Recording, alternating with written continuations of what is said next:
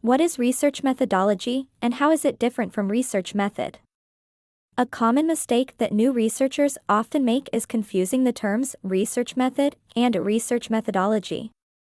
Many people think they mean the same thing, but they are actually different, and understanding this difference is very important.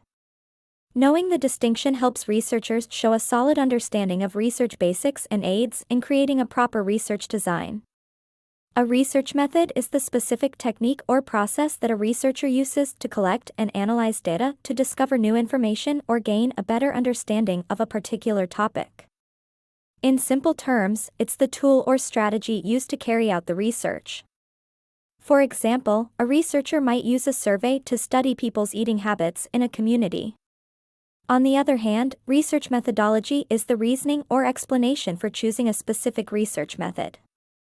It is the overall plan that explains why a particular method, such as using a survey in the example, is the best approach for answering the research question. Think of research methodology as the guide that explains how and why the research is done, while the research method is the actual process of doing it. To make it clearer, imagine you are cooking a dish. The research methodology is like the recipe that tells you why you need certain ingredients and steps, while the research method is the actual cooking, following the steps and using the tools, like a stove or mixing bowl, to prepare the dish. This difference is why a chapter in a thesis or research proposal is often called research methodology.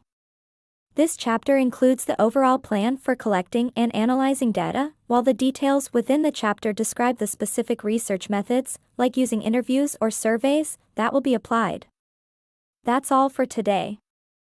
See you in the next video. Till then, happy researching.